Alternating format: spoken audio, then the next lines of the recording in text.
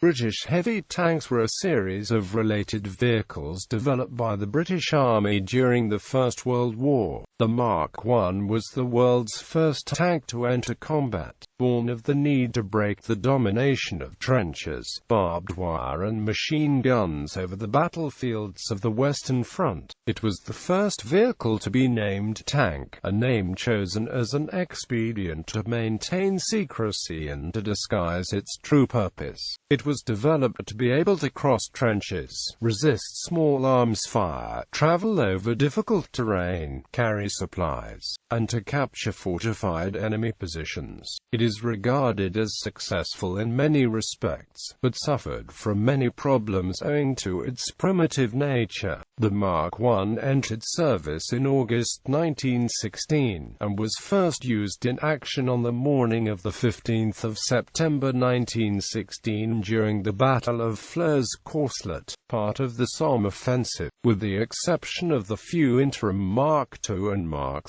III tanks, it was followed by the largely similar Mark IV, which first saw combat in June 1917. The Mark IV was used en masse at the Battle of Cambrai in November 1917. The Mark V, with its much improved transmission, entered service in mid-1918. The unusual rhomboidal shape was to give as long a track run as possible to allow for crossing the wide trenches prevalent on the Western Front battlefields. The heavy tanks were designated male or female according to the type of armament they carried in the sponsons fitted to the sides. The prototype mounted a 6-pounder cannon and a Hotchkiss machine gun in each. The designers were concerned that the slow-moving vehicles would be vulnerable to attack by enemy infantry, and decided that dedicated anti-personnel weaponry was necessary. Case shot was not available for the 6-pounder guns, so it was decided to design a new sponson that would instead house 2 Vickers guns. Tanks fitted with the new design were designated female, and those with the protruding 6-pounder male. This had the side effect of making the prototype mother a male. Development. The Mark I was a development of Little Willie, the experimental tank built for the Landships Committee by Lieutenant Walter Wilson and William Triton between July and September 1915. It was designed by Wilson in response to problems with tracks and trench crossing ability discovered during the development of Little Willie. A gun turret above the hull would have made the center of gravity too high when climbing a German trench parapet, so the tracks were arranged in a rhomboidal form around the hull and the guns were put in sponsons on the sides of the tank. The reworked design was also able to meet the Army requirement to be able to cross an 8-feet-wide trench. A mock-up of Wilson's idea was shown to the Landships Committee when they viewed the demonstration of Little Willie. At about this time, the Army's General Staff was persuaded to become involved and supplied representatives to the committee. Through these contacts, Army requirements for armor and armament made the way into the design. The prototype Mark I, ready in December 1915, was called Mother. Mother was successfully demonstrated to the Landships Committee in early 1916. It was run around a course simulating the front, including trenches, parapets, craters and barbed wire obstacles. The demonstration was repeated on the 2nd of February before the cabinet ministers and senior members of the Army. Kitchener, the Secretary of State for War, was skeptical but the rest were impressed. Lloyd George, at the time Minister of Munitions, had arranged for his ministry to be responsible for tank production. The Landships Committee was reconstituted as the Tank Supply Committee under the chairmanship of Albert Stern. Ernest Swinton, who had promoted the idea of the tank from the Army. Angle was also a member. General Haig sent a staff officer Hugh Els to act as his liaison to the supply committee. Swinton would become the head of the new arm, and Els the commander of the tanks in France. The first order for tanks was placed on the 12th of February 1916, and a second on the 21st of April. Foster's built 37, a metropolitan carriage wagon and finance company, of Birmingham, 113, a total of 150. When the news of the first use of the tanks emerged, Lloyd George commented, "Well, we must not expect too much from them, but so far they have done very well, and don't you think that they reflect some credit on those responsible for them? It is really to Mr. Winston Churchill that the credit is due more than to anyone else. He took up with enthusiasm the idea of making them a long time ago, and he met with many difficulties. He converted me, and at the Ministry of Munitions he went ahead and made them. The Admiralty experts were invaluable, and gave the greatest possible assistance. They are, of course, experts in the matter of armor plating. Major Stern, a businessman at the Ministry of Munitions, had charge of the work of getting them built, and he did the task very well. Colonel Swinton and others also did valuable work." Description: The Mark I was a rhomboid vehicle with a low center of gravity and long track length, able to negotiate broken ground and cross trenches. The main armament was carried in sponsons on the hull sides. The hull was undivided internally. The crew shared the same space as the engine. The environment inside was extremely unpleasant, since ventilation was inadequate. The atmosphere was contaminated with poisonous carbon monoxide, fuel and oil vapors from the engine, and cordite fumes from the weapons. Temperatures inside could reach 50 degrees Celsius.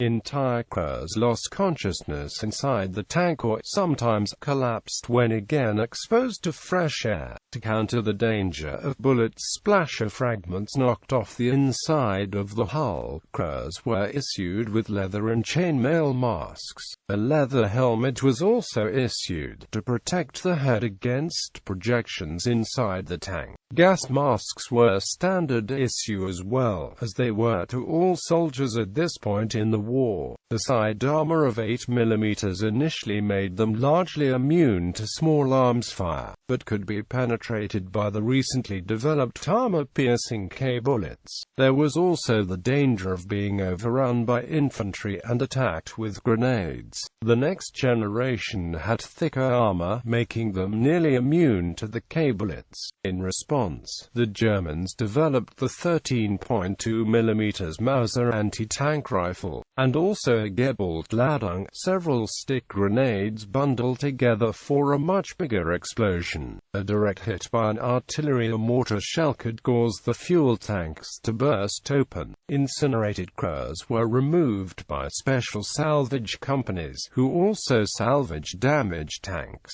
Steering was difficult, controlled by varying the speed of the two tracks. 4 of the crew, 2 drivers and 2 gearsmen, were needed to control direction and speed, the latter never more than a walking pace, as the noise inside was deafening. The driver, after setting the primary gearbox, communicated with the gearsman with hand signals, first getting their attention by hitting the engine block with a heavy spanner. For slide turns, the driver could use the steering tail, an enormous contraption dragged behind the tank consisting of 2 large wheels, each of which could be blocked by pulling a steel cable, causing the whole vehicle to slide in the same direction. If the engine stalled, the gearsman would use the starting handle, a large crank between the engine and the gearbox. Many of these vehicles broke down in the heat of battle, making them them an easy target for German gunners. There was no wireless communication with command posts was by means of two pigeons which had their own small X attached in the sponsons, or by runners. Because of the noise and vibration, early experiments had shown that radios were impractical, therefore lamps, flags, semaphore-colored discs, and the carrier pigeons were part of the standard equipment of the various marks. During the First World War, British propaganda made frequent use of tanks, portraying them as a wonder weapon that would quickly win the war. They were featured in films and popular songs. Markings. When first deployed, British tanks were painted with a four-color camouflage scheme devised by the artist Solomon Joseph Solomon. It was found that they quickly got covered with mud, rendering elaborate camouflage paint schemes superfluous. In late 1916, the Solomon scheme was abandoned and tanks were painted with a single shade of dark brown. At the rear of the tank, a 3, 4 or 5-digit serial number was painted in white or yellow at the factory. At the front there was a large tactical marking, a prefix letter indicating the company or battalion, and a number. Some tanks had the tactical number painted on the roof for air recognition. Later, vertical red and white stripes were painted on the front to aid recognition after the Germans began deploying captured British tanks. Tanks were often given individual names and these were sometimes painted on the outside. A small handful were known to carry artwork variants. The first tanks were known as the Mark I after the subsequent designs were introduced. Mark is armed with two 6-pounder guns and three 8mm Hotchkiss machine guns were called male tanks. Those with 4 Vickers machine guns and 1 Hotchkiss were called female. Swinton is credited with inventing the terms. To aid steering, a pair of large wheels were added behind the tank. These were not as effective as hoped and were subsequently dropped. The subsequent Mark II, III, IV, and V, and later tanks, all bear a strong resemblance to their mother. Mark I Crew 8. Combat weight male 28 tons, female 27 tons, armor 0.23 to 0.47 in. Armament male 2 6-pounder QF 3 8mm Hotchkiss machine guns, female 4 0.303 in Vickers machine guns, 1 8mm Hotchkiss machine gun. The gun carrier Mark I was of separate design, intended to carry a field gun or howitzer that could be fired from the vehicle. In service, it was mostly used for carrying supplies and ammunition. 48 were built. Initial production of the Mark I was to be by Foster's and Metropolitan, 25 from Foster's and 75 from Metropolitan, which had greater capacity in Wednesbury at the old park site of the Patent Shaft Company, a subsidiary of the Metropolitan. Metropolitan also received an order for a further 50 so that the Army would be able to raise 6 tank companies of 25 tanks each and set up further production under their Aylesbury Wagon and Carriage Company. As there were not enough 6-pounder guns available for all 150 tanks, it was decided to equip half of them with just machine guns. A new sponson design with 2 Vickers machine guns in rotating shields was produced. Mark II to the Mark II incorporated minor improvements over the Mark I, with the Army declaring the Mark I still insufficiently developed for use. The Mark II would continue to be built, but would be used only for training. Due to this intended role, they were supposedly clad in unhardened steel, though some doubt was cast on this claim in early 1917. Initially, 20 were shipped to France and 25 remained at the training ground at Wool, Dorset in Britain. The remaining 5 were kept for use as test vehicles. As the promised Mark IV tanks had not arrived by early 1917, it was decided, despite the protestations of Stern, to ship the 25 training vehicles in Britain to France, where they joined the other 20 Mark IIs and 15 Marks at the Battle of Arras in April 1917. The Germans were able to pierce the armor of both the Mark I and Mark II tanks at Arras with their armor-piercing machine gun ammunition. The Mark II was built from December 1916 to January 1917 by Foster and Ampco and Metropolitan. 5 Mark IIs were taken for experiments on improved power plants and transmission. They were provided to firms to show what improvements they could make over the Mark I system in an open competition. In the demonstrations held in March 1917, only 3 of them were able to compete alongside Mauser, which had been fitted with a Daimler petrol-electric system. Wilson's epicyclic gear system, which replaced the secondary gear in the Gearsman, was clearly superior and adopted in later designs. Surviving parts from Mark II No. 799, including tracks and gun shields, can be seen at the Musée Jean Denis-Letai, Bullecourt.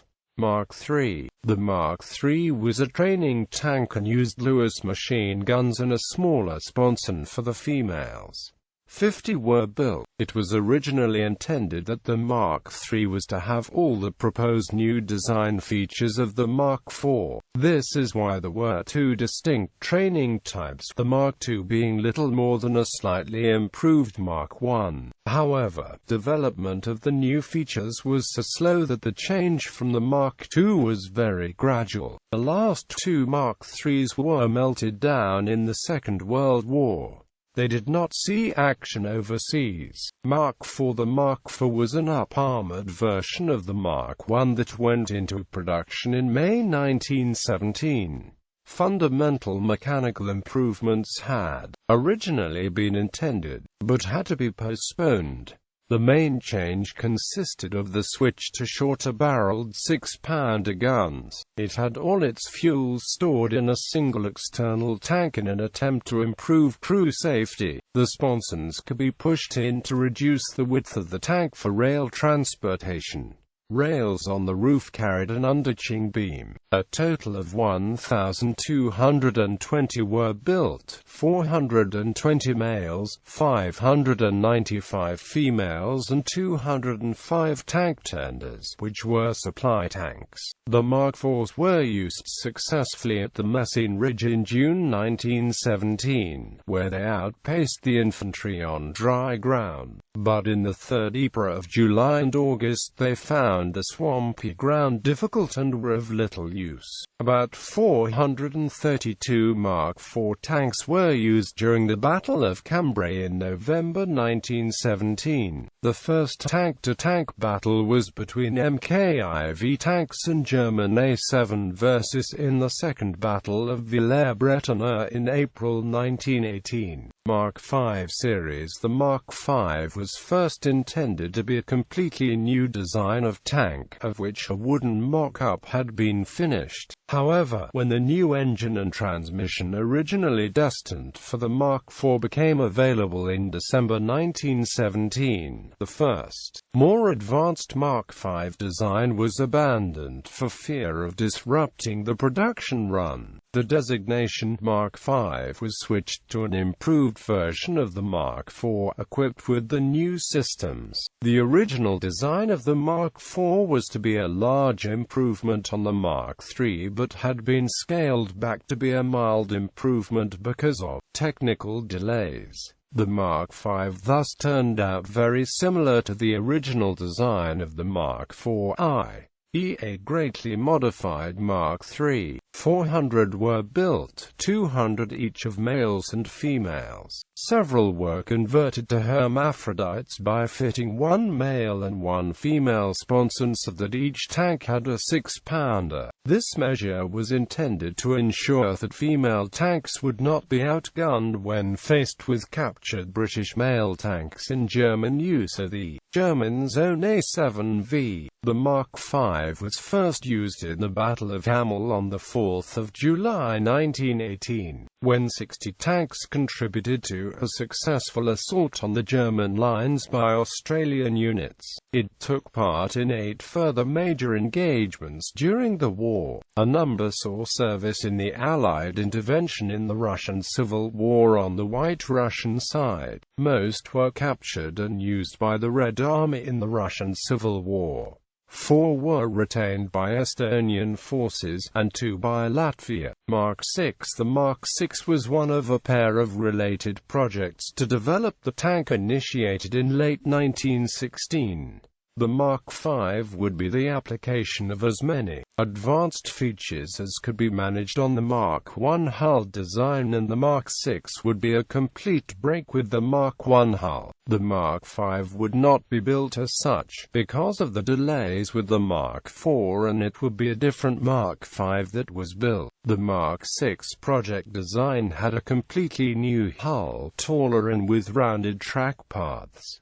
The single main gun was in the front of the hull. It did not progress past the stage of a wooden mock-up. The project was cancelled in December 1917 in order that a tank co-developed with the U.S. could go forward. Mark VII. Mark Not, the technical liaison officer between Stern-Els and Anley, contributed to the development of the tank, designing a longer Mark I with Williams-Janney hydraulic transmission. One of the Mark IIs used as test vehicles had used a hydraulic transmission. In October 1917, Brown Brothers in Edinburgh were granted a contract to develop this line of research further. In July 1918, the prototype was ready. Its drive system was very complex. The 150-horsepower Ricardo engine drove into variable speed gear limited pumps that in turn powered 2 hydraulic motors, moving one track each by means of several chains. To ward off the obvious danger of overheating, there were many fans, louvers and radiators. However, steering was easy and gradual, and the version was taken into production to equip 1 tank battalion. 3 had been built, and only 1 delivered out of an order for 74 when war ended. It was passed over in favor of the 8, which was ordered at the same time. The hull was slightly lengthened in comparison with the Mark V. No Mark VIIs survived. Mark VIII, when Stern was removed from his post following disagreements with the War Office, he was sidelined by appointment to a new department to work on a cooperative design between the Allies, assembly in France, hulls, guns and their ammunition from the UK,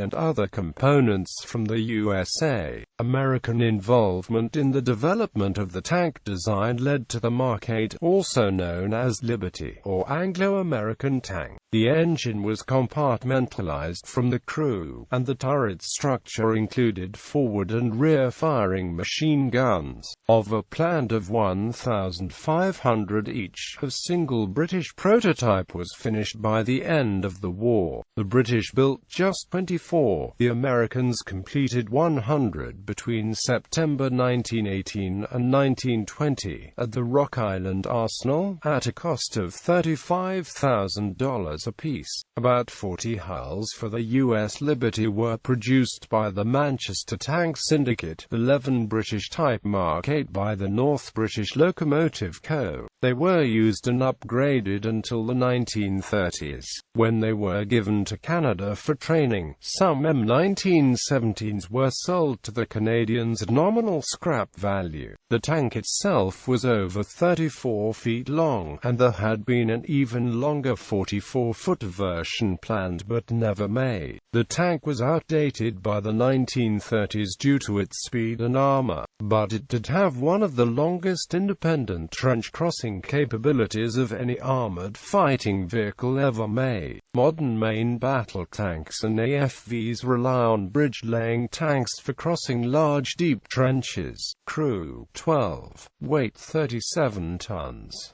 Length, height, width 34 feet 2 in by 10 feet 3 in by 12 feet 4 in. Engine, Ricardo 330 horsepower petrol, Liberty V12 300 horsepower.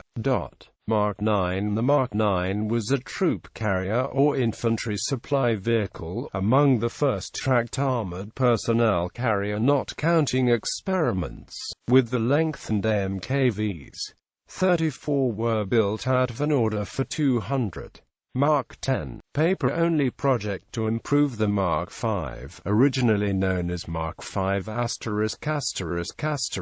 This was basically a contingency plan in case the Mark 8 project would fail, trying to produce a tank with as many parts of the Mark 5 as possible but with improved maneuverability and crew comfort.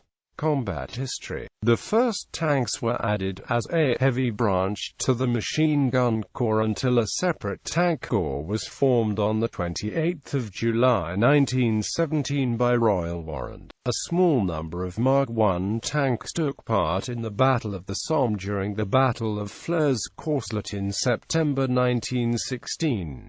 They were used to cut through barbed wire to clear the way for infantry, and were even driven through houses to destroy machine gunners' emplacements. Although many broke down or became stuck, almost a third that attacked made it across no man's land, and their effect on the enemy was noted, leading to a request by the British C. Douglas Haig for 1,000 more. This came as a surprise. William Triton had already started the development of a heavier tank, the Flying Elephant. Unfortunately for the Allies, it also gave the Germans time to develop a specifically designed anti-tank weapon for the infantry, an armor-piercing 7.92mm K-bullet. 8 Mki tanks were used against Turkish forces in the Second Battle of Gaza in April 1917 during the Sinai and Palestine campaign. With its 3 destroyed tanks replaced by MKIVs, the tank company fought at the Third Battle of Gaza. British tanks were used with varying success in the offensives of 1917 on the Western Front. However, the first large-scale use in a combined operation was at the Battle of Cambrai in November 1917, when nearly 400 tanks working closely with advancing infantry and a creeping barrage overran the German lines in the initial attack.